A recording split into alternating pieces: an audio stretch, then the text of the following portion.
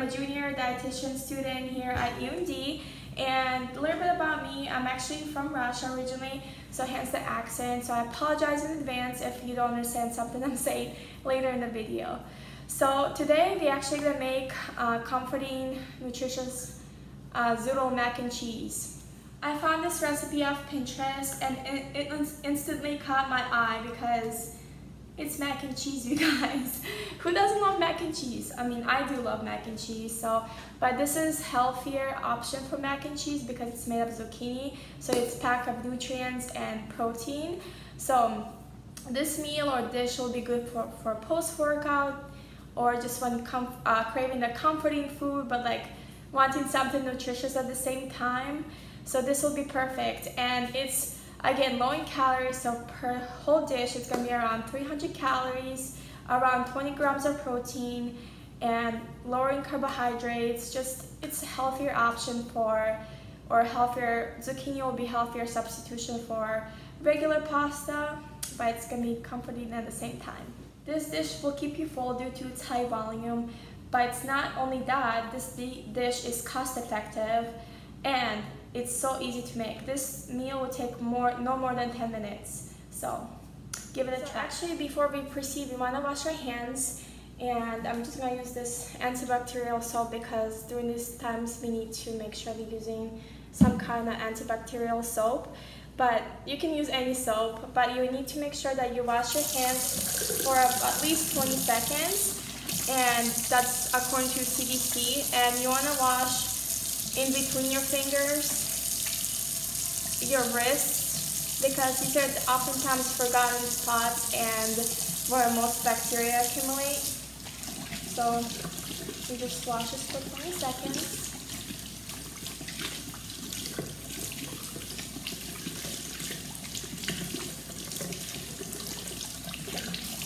I think that's good enough, and of course you want to dry your hands off, so I'm just going to dry my hands with a paper towel, but if you have a towel you can dry with a towel as well. Okay, now our hands are clean, now we can proceed. Girl, make sure you pull your hair back so it's not in your face because we don't want the hair in our dish, or if we're gonna use the skillet, so we don't want to start on fire, of course. So to get started, I know you guys saw the clip of all the ingredients at the beginning, but these are all the pre-measured ingredients. So we'll need 2 medium zucchinis, about half a tablespoon of butter, half a tablespoon of all-purpose flour, but any flour will work. And then 2 tablespoons of milk, and then let's see, 2 tablespoons of Greek yogurt, 1/4 cup of shredded cheddar cheese, but we didn't have shredded cheddar cheese, so we used Colby Jack cheese, and about 1.5 tablespoons of parmesan cheese, and a couple spices. So we have ground mustard, half a teaspoon of ground mustard, and then 1/4 teaspoon of garlic powder. So first we're gonna spiralize my second zucchini, but I wanna wash it first. So you can see me wash the zucchini.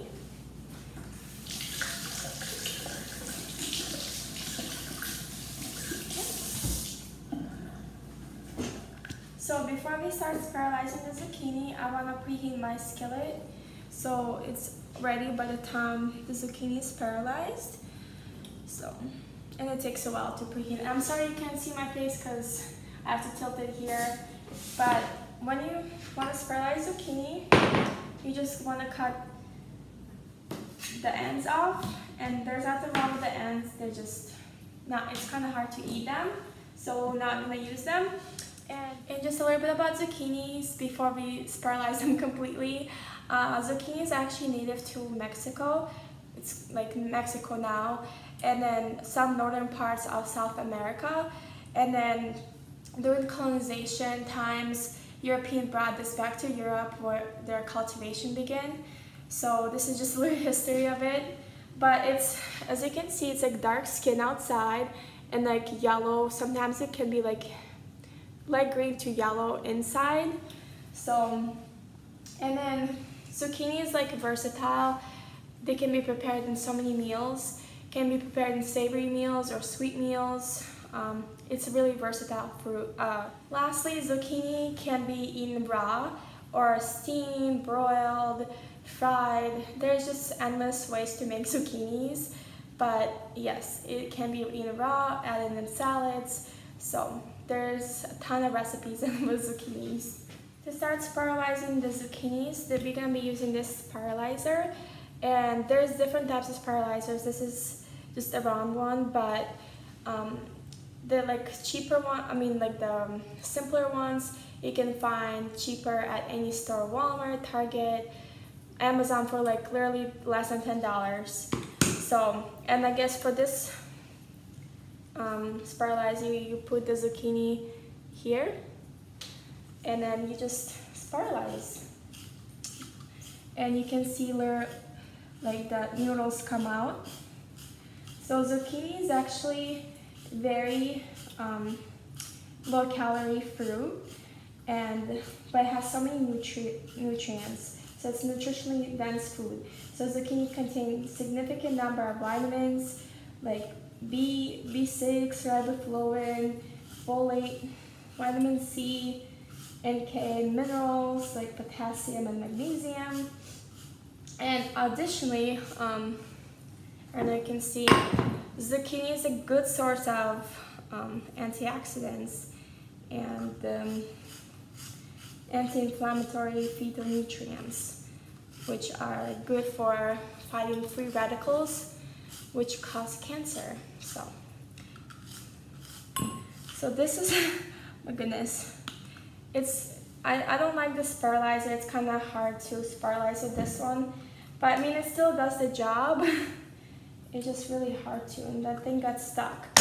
So let's try this again. Okay, and zucchini is pretty cheap actually at Walmart. It can cost, for 1 pound of zucchini, so it's about 3 medium zucchinis, it's around $1.38. So very affordable. So, and you can always spiralize the noodles and freeze them to use it later. So to save some time as well, because it does take a long time. Not a long time, but it does take a few minutes to spiralize them, and can be tedious, but if you enjoy it, then it's good. Okay, I think we're coming to an end here. Finally, the ending was easier to spiralize than the front for some reason.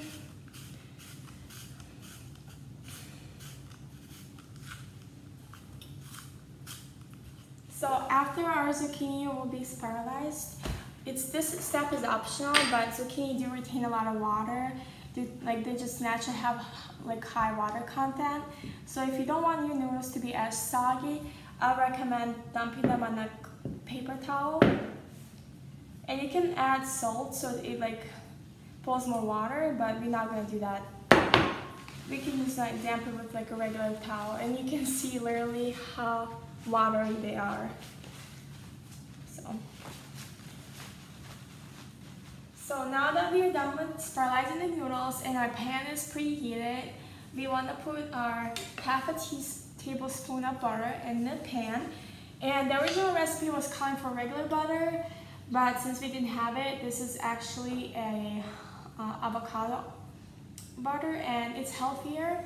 But for this recipe, we don't need a lot of butter, so it doesn't matter what butter you use. But if you do want to be healthier, you can use other butter than regular butter, vegan. There's different vegan butters or avocado butter like we're using today. So you just want to put it in the pan and evenly coat it. Ooh, and be careful, it does sizzle, so you don't want to splash yourself. It would be painful. And then I'm just going to turn the heat a little bit lower and let the butter melt. Now we're gonna, since our butter is melted, now we're gonna put the flour, all-purpose flour, to make it rocks in there. So, and we're gonna be using all-purpose flour, and it is gluten. So if you're celiac or if you don't eat gluten, you can always opt for rice flour or gluten-free flours, but they are generally way more expensive than the regular flours. And but regular flours usually have a little bit of all of minerals, but the all-purpose flour is mostly full of selenium. But it also depends how bleached the flours are. Now we're gonna put all the other ingredients together. So milk, and we're using almond milk, but if you want extra protein, you can use regular milk. But if you're obviously lactose intolerant, will be a great option for you. And then we'll be using Greek yogurt, and Greek yogurt is a good source of protein as well, and also probiotics. And probiotics aid with or support good digestion. But if you are lactose intolerant, of course, you can opt for like dairy-free yogurt, plain yogurt, as well as different types of cheeses. And if you want to make it extra healthier, you can buy like fat-reduced milk or fat-free yogurt, which this is, and then like reduced fat cheeses. So I'll just put everything in the mixture. Okay, and all the spices. And of course, you can always play with the spices. This is what the recipe calls, but after I'll taste this recipe, I can always tweak it myself. If you like it spicier, you can always put cayenne pepper on, or any spice that you like. This is again what the recipe is called for. And you want to stir it. Ooh, it's already forming the cheesy texture. Oh my god, you guys. Do you see this? This is crazy. It looks so delicious. And I'll just reduce it to very low, like very low. And then you want to check it periodically and stir it, but it should thicken up as it goes because of the flour in there. So again, you want to check your cheese mixture periodically, and whenever you like the consistency, it should be like thick, cheesy consistency. You can, when you actually, it's good to go, which I think it's good to go now. It's been like this for a few minutes. We can add our zoodles in there. Actually, I think this will be way too many zoodles for the cheese sauce. Which is okay. This is a versatile recipe, so you can always tweak your ingredients as you go. So I'm not gonna put all the zoodles, as you can see I left some, but I can add more later. And I'm just gonna toss this around, so I coat the zucchinis around. And then once it's coated in cheese, I'll just let it sit for a little bit longer, so the zoodles can become a little bit softer. But of course, if you like your zoodles to be crunchy, then you can don't leave it as long in the pan. It's up to you and your preferences, of course. But I do like mine to be a little bit softer. Yeah, so this recipe is really versatile. You can tweak any ingredients you want, but you can make it really high protein with yogurt. The Greek yogurt is only 90 calories and has a lot of protein, and again, you can use regular milk for extra protein. And yeah, it's starting to look amazing. I'm liking this, so I'm gonna leave it here for a few more minutes, and I'll be back to check on the zoodles when they're looking a little bit softer and ready to be eaten. Okay, now that our mixture has been sitting and warming up for a few minutes, it's ready to be served. But I like it extra cheesy. I like my mac and cheese extra cheesy, so this is optional, of course, but I pre-measured a little bit of cheese. It's cheese optional too. It doesn't matter which cheese you like. This is just the Colby cheese we used previously. I'm just gonna sprinkle on top so it gets this streamy effect. And then this is very cheap mac and cheese.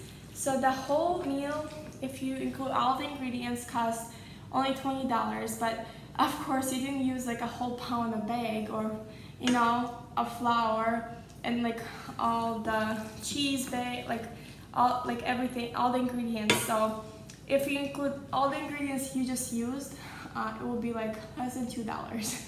So it's a really cheap and healthier option for boxed mac and cheese that are full of chemicals and preservatives. So let's see, let's serve it up. I don't know if you can see my plate, but I'll put it right here. Ooh. And again, another tip is that if you don't like pasta style noodles, you can really cut it to any shape. There's different types of spiralizers with different types of shapes, but and you can always do it by your hand, however big of chunks you want. But again, or like shred it. It's again, zucchini is very versatile, which I love about it. Now it's the taste test time. So the whole meal, the dish to be made is called for 1 serving. I have some more in the pan, so it's more than this. But it's about 300 calories for this whole thing, about 20 grams of protein, and of course, like again, I want to show you, I have some more in here, so it's more than just what I have in my plate. But like low in carbohydrates, full of fiber, so it's just a good alternative for pastas, mac and cheese. And let's just try how it tastes.